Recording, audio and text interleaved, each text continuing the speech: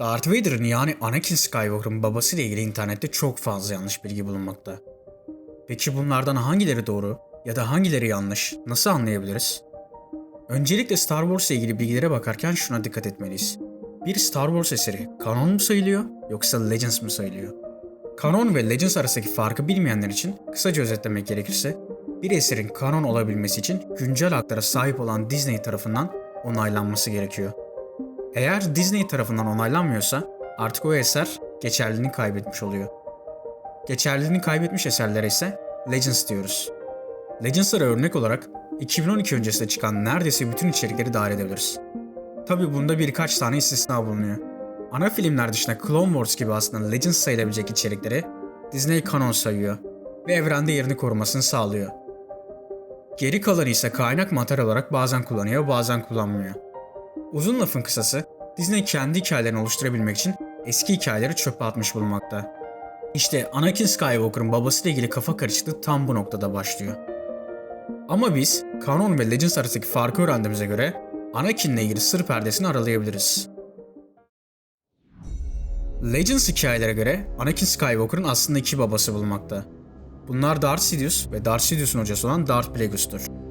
Bilge Plagueis olarak bilinen Darth Plagueis, belki de Star Wars evrenindeki en ilginç karakterlerden biriydi. Kendisi Force alanında o kadar uzmanlaşmıştı ki, midichlorianları kullanarak kısmi ölümsüzlüğü bulabilmiş bir Sith Lord'uydu. Gerisini çırağı olan Darth Sidious'un ağzından bizzat dinleyelim. What happened to him? He became so powerful. The only thing he was afraid of was losing his power, which eventually, of course, he did. Unfortunately, he taught his apprentice everything he knew. Then his apprentice killed him in his sleep. Ironic. Darth Plagueis, ölümsüzlüğü bulduktan sonra Darth Sidious'la beraber bir canlı yaratma denemeleri yaptı. Ama bunda gözle görülebilir bir sonuç alamamıştı. Yıllar sonra Naboo'ya gelen Anakin Skywalker'ı gören Plagueis, yaptığı denemelerin meyvesini aldığını anladı. Ancak çırağı tarafından öldürülerek Anakin'le ilgili planlarını hiçbir zaman uygulayamadı. Darth Sidious'un yani Palpatine'in Anakin'le en başından beri bu kadar ilgilenmesinin nedeni buydu. Ona göre zaten Anakin karanlık tarafa aitti. Buradan itibaren ise olaylar filmlerden bildiğimiz gibi gelişiyor.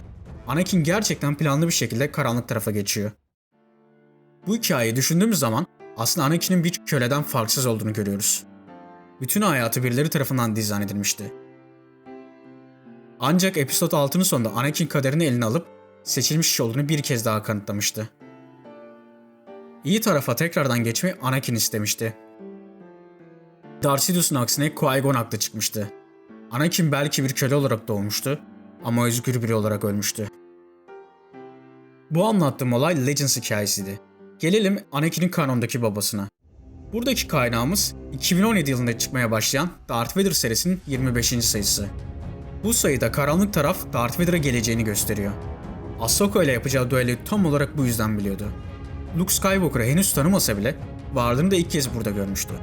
Ancak karanlık taraf sadece geleceği göstermiyordu. Aynı zamanda Vader'a geçmişini de gösteriyordu. Burada öğreniyoruz ki Anakin oluşumu hemen hemen Legends'daki hikayeyle aynıydı.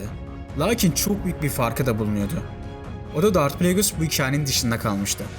Darth Plagueis olmadığı için Anakin'in biyolojik babası olmasa bile babası Darth Sidious olmuş oluyordu. Disney'in tam olarak olmasa bile nadiren kaynak materyale sadık kalabildiği nadir anlardan biriydi. Lakin çizgi roman yazarlarının düşünemediği bir nokta vardı. O da Episode 9'un bu hikayeyi bile yok edeceğiydi. Episode 9 bildiğiniz gibi Ben Solo ve Rey arasındaki anlamsız aşkı içinde bulunduruyordu.